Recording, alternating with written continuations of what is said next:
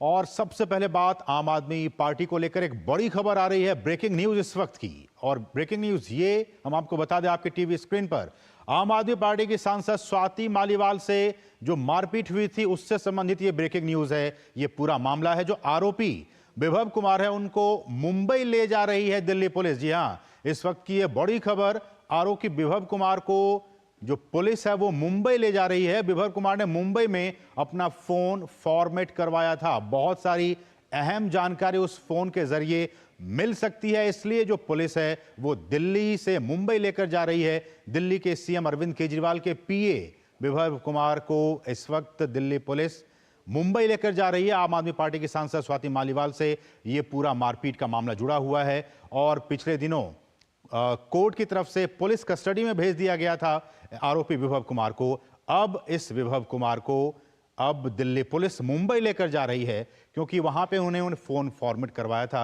और phone format करने का मतलब ये कि उसमें जो बहुत सारे जो डेटा हैं वो डिलीट हो जाता है।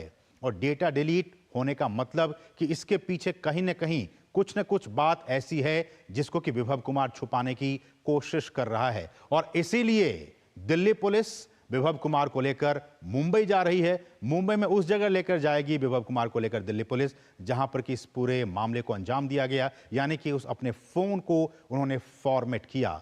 फॉर्मेट करने के बाद आप समझ सकते हैं कि वो जो डेटा उसके अंदर होते हैं वो सारे डिलीट हो जाते हैं। लेकिन यही डेटा काफी अहम कड़ी साबित होगी इस पूरी जांच की प्रक्रिया में, क्योंकि हम जानते हैं कि अब इस पूरी प्रक्रिया में एसआईटी का भी गठन कर दिया गया है। तो इस जांच में, एसआईटी के जांच में और भी सहूलियत मिल जाएगी ताकि किस तरह से इसको फॉर्मेट किया गया उसमें क्या कुछ जानकारी निकलकर सामने आती है। हमारे साथ हमारे सहयोगी इस पर अधिक जानकारी के लिए अमरेंद्र गुप्ता इस वक्त सीधे जुड़ रहे हैं। अमरेंद्र, जिस तरह से हमने कहा कि अब इस आरोपी विभव कुमार को दिल्ली पुलिस मुंबई लेकर जा रही है और खासकर ये पूरी जानकारी तब जबकि फोन का फॉर्मेट किया गया है। हम जानते हैं कि इस फोन में जो डेटा थे वो काफी अहम साबित हो सकते हैं जांच की दिशा में।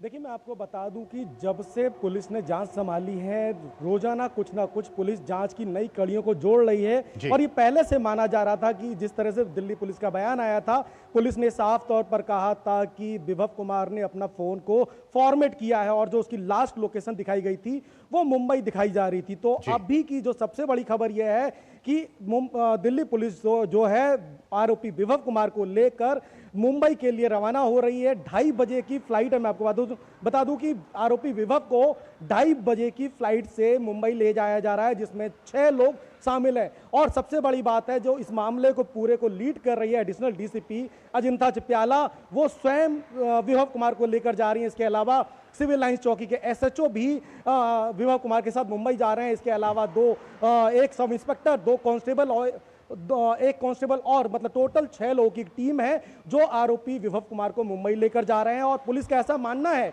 पुलिस के सोर्सेज का ऐसा कहना है कि हो सकता है आरोपी विभव कुमार ने अपने फोन को फॉर्मेट करने से पहले डेटा को कहीं डंप किया होगा और जहां डेटा को डंप किया है वो वहां की टीम के साथ उसको रिकवर करने का प्रयास करेंगे। तो पुलिस की ये जो पड़ते हैं लगातार खोली जा रही हैं और उसको लेकर जो एक सबसे बड़ी खबर यही है कि आरोपी को मुंबई लेकर जाया जा रहा है। और इस मामले को जो लीड करने वाली जो एडिशनल डीसीपी है, बहुत तेज तर्रार एडिशनल डीसीपी है, वो स्वयं जा रही है। तो एक बड़ी खबर यह है। और आज ही जो है इस मामले में एक एसआईटी टीम गठित की गई है और उस एसआईटी टीम को भी जो एडिशनल डीसीपी नॉर्थ जो है अजिंता, वही लीड कर रही है। तो कुल मिलाकर कहा जाए तो परत दर परत स्वाति मालीवाल के मामले में परतें खुल रही हैं। और एक आपको अहम बात और बता दूं कि जिस तरह से कल दिल्ली पुलिस जो है सीएम केजरीवाल के घर पर आरोपी विभव कुमार को ले गई है और जो घटना हुई है, स्वाति मालीवाल ने जिस तरह के अपना स्टेटमेंट दिया था और इससे पहले स्वाति मालीवाल को भी दिल्ली पुलिस वहां पर ले गई सीएम केजरीवाल के घर पर और पूरी घटना का रिक्रिएशन किया था। और कल शाम को दिल्ली पुलिस ने आरोपी विभव कुमार को भी लेकर मौके पर गई और घटना में पूरा रिक्रिएशन किया। और दोनों ने जिस तरह से बताया उस पे मामले की जांच की जा रही है। और मेरे सोर्सेज ये भी कह रहे हैं, दिल्ली पुलिस के सोर्सेज ये भी कह रहे हैं कि आने वाले समय में, क्योंकि विभव कुमार जो है आरोपी को 5 दिन की रिमांड मिल गई है और दोनों ने जिस तरह से बयान दिए, अब दिल्ली पुलिस का कहना यह होगा कि आने वाले समय में वो दोनों को एक साथ बैठाकर फिर से जांच करेगी। अमरेंद्र, क्या इसका मतलब यह निकाला जाए कि अब जबकि एसआईटी का गठन कर दिया गया है, आरोपी विभव कुमार को दिल्ली पुलिस मुंबई लेकर जा रही है कि कहां पे आपने डिलीट किया या डंप किया, उसको रिकवर किया जाएगा, तो ये जो पूरी जांच है इसकी आंच आपको क्या लगता है पत्रकार होने के नाते कि इसकी आंच सीएम केजरीवाल तक भी पहुंचेगी?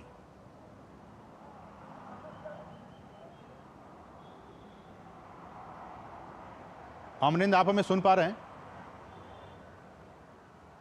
तो अमरिंदर से हमारा संपर्क नहीं स्थापित हो रहा, लेकिन जो बड़ी खबर वो ये, जैसा कि हमारे सहयोगी बता रहे हैं अमरेंद्र, कि विभव कुमार जो आरोपी है उसको आज 2:30 बजे की फ्लाइट से मुंबई लेकर जाया जाएगा और इसमें उस मोबाइल फोन को उन्होंने जहां फॉर्मेट किया, क्या वो डेटा को डंप किया गया, क्या उस डेटा को डिलीट कर दिया गया, ये सारी चीजें वहां निकलकर सामने आएंगी। लेकिन इस वक्त ये बड़ी खबर कि दिल्ली पुलिस आरोपी विभव कुमार को लेकर आज दिन में 2:30 बजे मुंबई लेकर जाएगी अपने साथ, और वहां पे जिस जगह पे आरोपी विभव कुमार ने अपने फोन को फॉर्मेट किया था, इसकी जानकारी वहां से जुटाई जाएगी। ये बड़ी खबर, और आज ही एसआईटी का भी गठन कर दिया गया है और उसके बाद से ये सारी जांच जो है वो चल रही है, बड़े पैमाने पर इसकी जांच चल रही है। कल ही दिल्ली पुलिस जो है वो स्वाति मालीवाल को लेकर गई और वहां पे पूरे सीन को रिक्रिएट करने की कोशिश की गई। उनसे पूछा गया, उनसे जाना गया कि किस तरह से जब वो उस दिन मॉर्निंग में वहां पहुंची थी तो किस तरह की सारी चीजें हुई थी।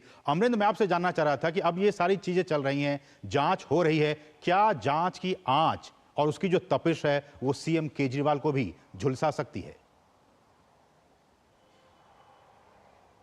बिल्कुल आपने सही बात कही। जिस तरह से दिल्ली पुलिस की जांच चल रही है और जिसमें नए नए खुलासे हो रहे हैं, जैसे मैंने आपको बताया था कि जांच में जब विभव कुमार के साथ भी रिक्रेशन हो गया है और स्वाति मालीवाल के साथ भी रिक्रेशन हो गया है, और अब मेरे सोर्सेज जो कह रहे हैं अब दोनों को एक साथ बैठाल के उनकी बातों को फिर से जस्टिफाई करने का प्रयास करेगी दिल्ली पुलिस। लेकिन जो मेन इंपॉर्टेंट चीज है कि जांच की आंच कहीं ना कहीं केजरीवाल पर आएगी, क्योंकि वजह यह है कि दिल्ली की मुख्यमंत्री के घर पर राज्यसभा की सांसद, उन्हीं की सांसद के साथ मारपीट होती है और दिल्ली पुलिस इस मामले की लगातार जांच कर रही है। लेकिन आखिर क्या वजह है कि मुख्यमंत्री केजरीवाल अभी तक कुछ भी कहने से बच रहे हैं? हालांकि आज भी केजरीवाल ने 2 मिनट का एक वीडियो संदेश दिया है, उस पर उन्होंने राजनीतिक बातें की, उन पर जो आरोप भारतीय जनता पार्टी की तरफ से लगाए जा रहे हैं उन पर बात की है, लेकिन कहीं भी पूरी तरह से वो खुलकर इस मामले पर बात नहीं कर रहे हैं। और जिस तरह से आम आदमी पार्टी लगातार कई मुद्दों पे, आप देखिए कल से लेकर आज तक कई प्रेस कॉन्फ्रेंस हुई हैं, उसमें वो सभी लोग सिर्फ अरविंद केजरीवाल की सुरक्षा का मामला कभी उठाते हैं, कभी उनके ऊपर जो बयानबाजी हो रही उसका मामला उठाते हैं, लेकिन कोई भी इस बात को लेकर आगे नहीं जा रहा है। इसमें सबसे बड़ी बात है कि स्वाति मालीवाल ने लगातार इस मामले पर जिस तरह से जी बिल्कुल, ये जांच अब चल रही है, एसआईटी का गठन कर दिया गया और अब से कुछ ही देर के बाद दिल्ली पुलिस आरोपी विभव कुमार को लेकर मुंबई जा रही है, ताकि जो डेटा है उसको क्या डंप कर दिया गया या फिर डिलीट कर दिया गया, क्या ये सारा मामला, इसकी जांच होगी मुंबई जाकर। बहुत बहुत शुक्रिया अमरिंदर, इन तमाम ताज़ा अपडेट्स को हम तक पहुंचाने के लिए। आप इस बड़ी खबर पर निगाह अपनी बनाए रखिएगा। बढ़ेंगे आगे और इस पूरे मामले को लेकर आबकारी नीति से जुड़े मनी लॉन्ड्रिंग मामले में राउज एवेन्यू कोर्ट ने मनीष सिसोदिया को आज एक बार फिर से बड़ा झटका दिया है। कोर्ट ने सिसोदिया की जो न्यायिक हिरासत है उसे 31 मई तक बढ़ा दी है। सिसोदिया वीडियो कॉन्फ्रेंसिंग के जरिए जेल से कोर्ट में पेश हुए थे। राउज एवेन्यू कोर्ट में मामले की अगली सुनवाई अब 31 मई को होगी। कोर्ट ने आरोपियों से लिखित में बताने के लिए कहा कि गैर जरूरी दस्तावेजों की जांच के लिए कितना समय लगेगा। गौरतलब है कि कथित शराब घोटाले में जांच कर रही सीबीआई ने मनीष सिसोदिया को पिछले साल फरवरी में गिरफ्तार किया था। इस मामले में मनी लॉन्ड्रिंग की जांच ईडी कर रही है।